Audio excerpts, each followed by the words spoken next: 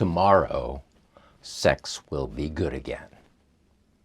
Now, that's not a promise or a statement by me or a personal promise from me to you. I'm not going to ever be good. Anyway, it's the name of this book, Tomorrow, Sex Will Be Good Again.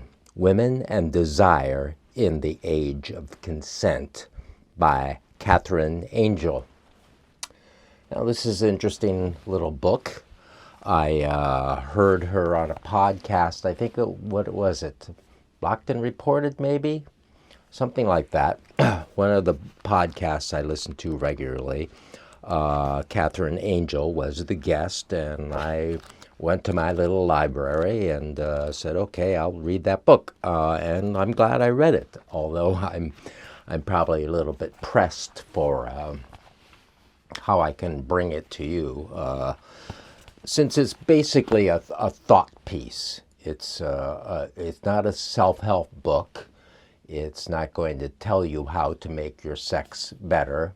It's a contemplation about the issues around gender, men and women, and consent, basically, and how we feel about vulnerability, being open to others. There's a few things I would like to read. It starts out, progressive thought has long cast sexuality and pleasure as stand-ins for emancipation and liberation. It is precisely what that philosopher Michel Foucault was criticizing in 1976 in The Will to Knowledge when he wrote that tomorrow sex will be good again. He was paraphrasing sardonically the stance of the counterculture sexual liberationists in the 60s and 70s, Marxist revolutionaries and Freudians, all of whom believed that in order for the liberation to be liberated from the past moralizing clutches, from the repression of the Victorian past, we must tell the truth about sexuality. So that's how she kind of starts off with it all. And she has there's a lot of material in it about the sexologists, Masters and Johnson, Kinsey, Havelock Ellis, and how they studied sexuality in laboratories, putting probes and things within people, and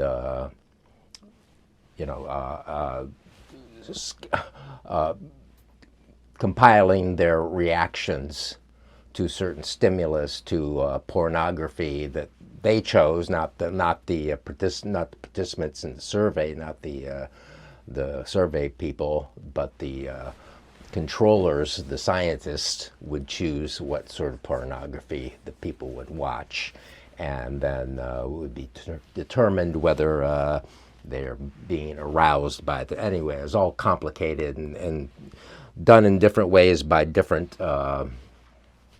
sexologists.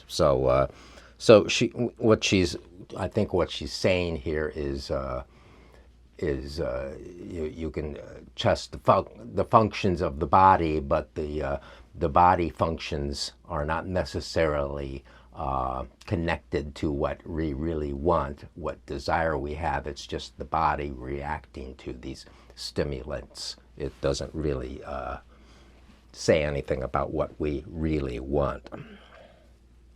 Let's see, what else did I clip here? We may like to believe that the body doesn't lie, but all the body does is provide us with complicated information. The body is no arbiter, should not be an arbiter. If we care about pleasure, and if we care about consent as well as enthusiasm, then the subjective is precisely, vitally, what we should attend to. Asking women to discover, know, the truth about their repressed desires, we pit self-knowledge against repression. self-transparency against darkness. If a woman doesn't know the state of her desires, she is effectively guilty of her own repression and also of her coercibility by others, by the players, the pickup masters, pickup artists who think that they know what a woman wants, but the woman themselves does not know that. They're repressed, and so they're going to go through all these boundaries, the false no into giving the woman what she really wants, since they don't know what they want, according to the pickup artist. Only the males know what they want. So let's see, what else do we have here? It's tempting to insist that women are themselves the authority on their desires, that they categorically know what they want. But is anyone an authority of themselves, whether of their sexuality or anything else? I don't think so. And I'm not sure insisting gets us very far. Yeah, so, when consent means you talk about what you're going to do beforehand, and what my desires are. But like as she says, I don't even know what I really desire, and what I desire might not be consistent from one situation to another.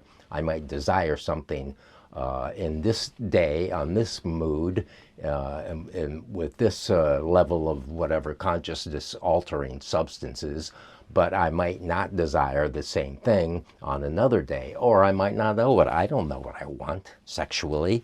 I know what I want. It comes up when it comes up. And she goes on further to say that, she wants sexuality to be a conversation like anything else in human life, an interaction, and not a set rules of this is what we're going to do, this is what we're going to do. That sort of destroys spontaneity and makes it boring, basically. So we want to be alive and human, and experience things as they evolve, as a conversation between two autonomous people. It's important to be vulnerable in sexuality. Men and women are presenting themselves in a vulnerable position. The men do not know there's these assumptions. I don't know where that came from. I never thought I knew everything about sex or what women want, and I don't even know if I've ever really done well with women sexually, and it doesn't really matter at this point. So this is not a reason to dismiss consent.